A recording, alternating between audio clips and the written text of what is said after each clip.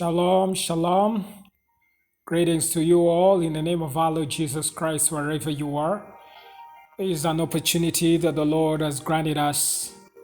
It is a blessing to have another day in which we will be blessed.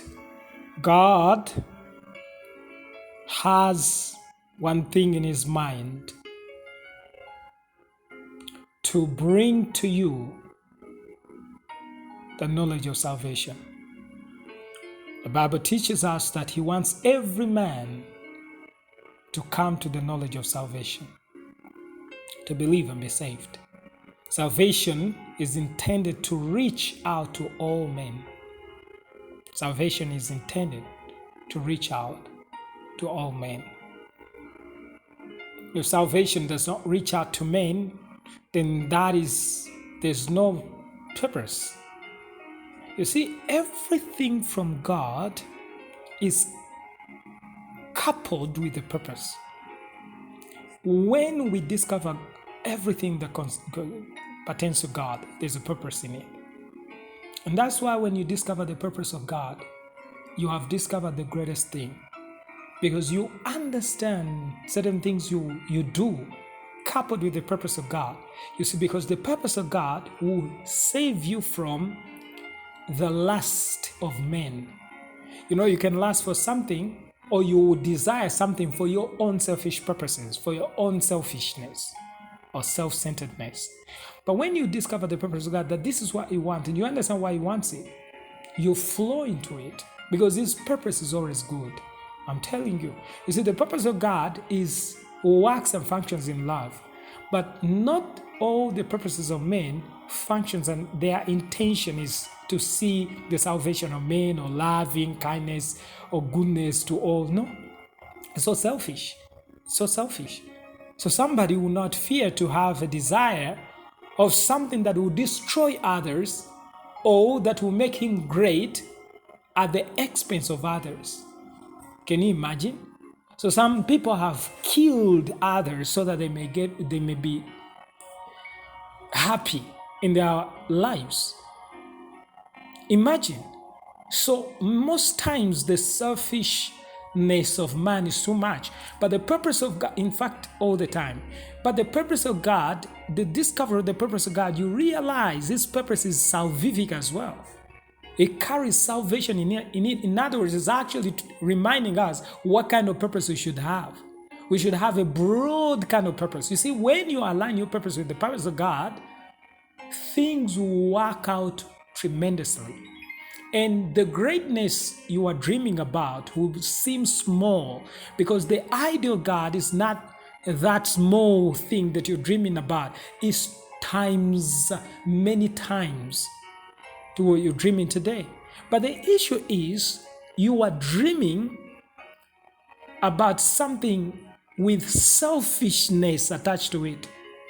And when something is attached, when selfishness is attached to something, that is no longer in the interest of God.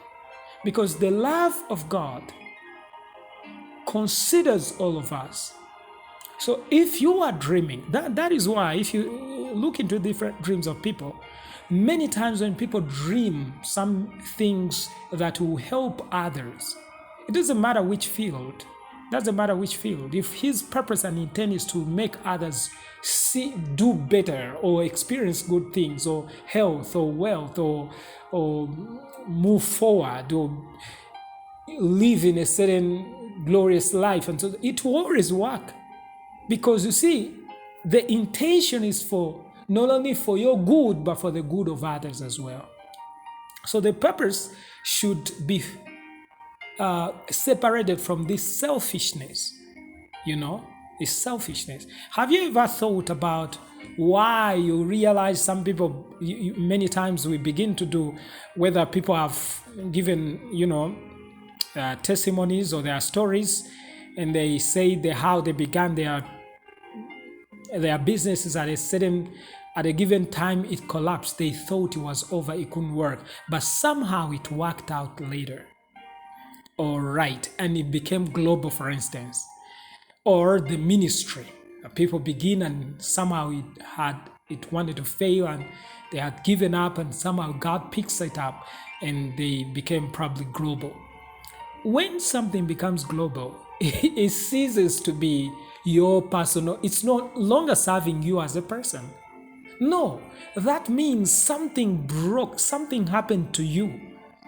Whether you're a businessman or whatever you're doing, something happens to you whereby your desire is not to see yourself, fulfilled. No, you want to see something bigger than yourself, which is going to serve others. That's a secret. It will happen. But if the purpose, because many times when people are beginning something or thinking of something or dreaming something, is full of selfish tendencies, selfish ideas behind.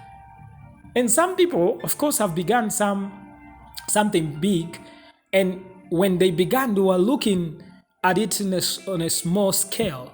But somehow later on their way, along the way, they discovered, oh, this is bigger than what they initially had in their minds.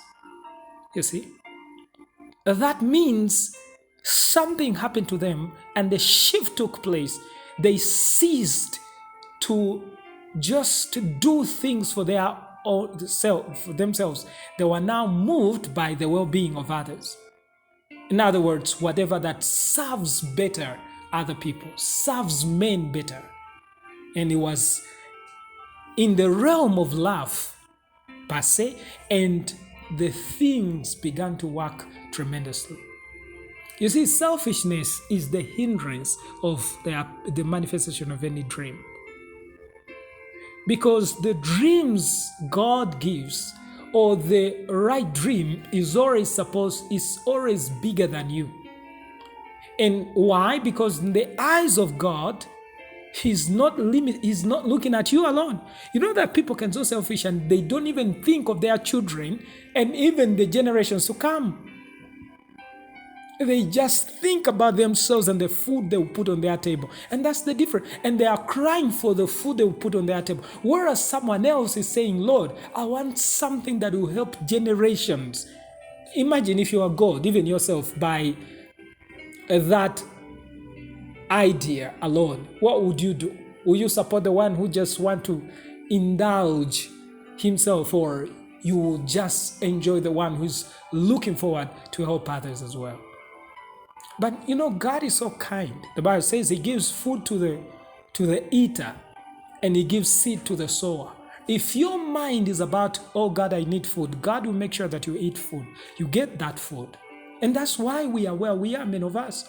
Because the purpose is to get your food. Okay, if the purpose is to build your own house, okay, you will build it, don't worry.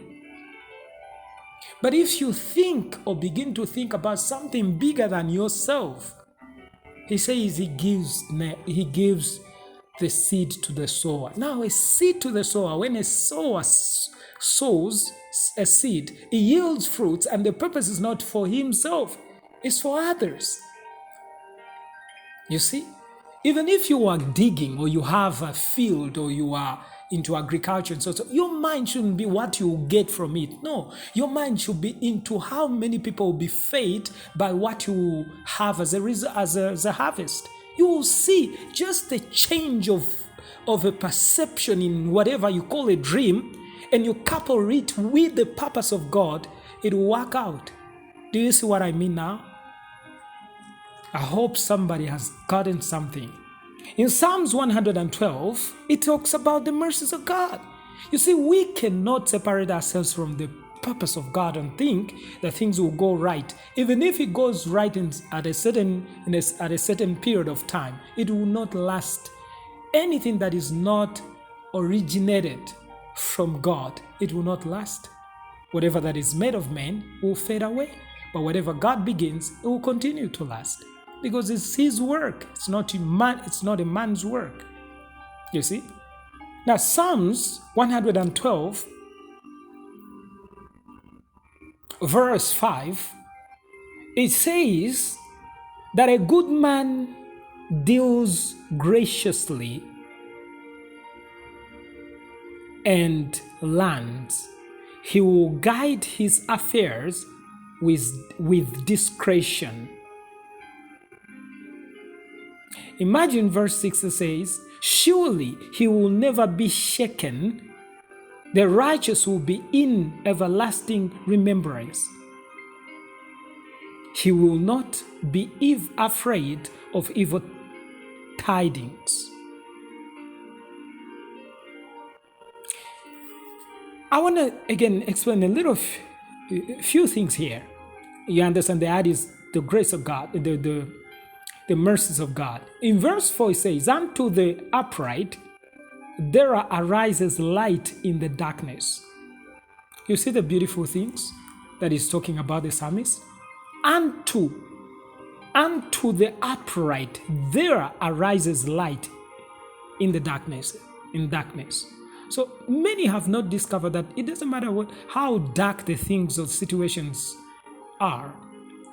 It says, a righteous man should always remember that even in darkness, light shall arise. Glory to God. It says, he is gracious and full of compassion and righteous. You see, he says the reason why these things happens, why is it that in darkness you will see light? Why is it that in darkness light will arise? He says, because you are full of mercy and compassion. He is gracious and full of what? Of compassion. Of course, this is the character of God. Because of the gracious Lord and the mercies of God, things will turn around. But then, if you realize how he's talking about here, he is saying that somebody who walks graciously, in other words, who walks in the mercies of God. So there's a difference, like I said previously in some previous teachings, that it's one thing for God to release or give you his mercy. It's another thing to participate in it. Now, he's now saying if you participate in his mercy, you become gracious as well. You become merciful as well. And he says, because of that, there are things which happens in your life that even in dark situations, darkness, you will see light arising from darkness. You will see light arising from darkness. That is the secret of mercy. Why? Mercy is the divine virtue. It's this divine virtue. It causes some divine activities to take place. And remember, whatever divinity touches is healed. Now he says there's no darkness with the man who walks in mercy. Mercy will cause you to see light in darkness. A good man deals graciously and learns. He will guide his affairs with discretion. You see? When we understand the mercies of God, something will happen to us. We'll see light coming forth in our affairs. Light coming forth. You see, when the Old Testament characters or writers in the Bible, in the Old Testament, when they were calling or crying upon for the grace or the mercies of God, they understood that when the mercy appears, when the mercy comes forth, they will be saved. So they understood salvation in mercy. You see? So when he says that when the mercies are around or present, you know what? You will see light in darkness. You'll see light in darkness. You'll see light in darkness. You'll see light in darkness. You cannot walk in darkness forever. You see light in darkness because of the mercies of God. Shalom, shalom.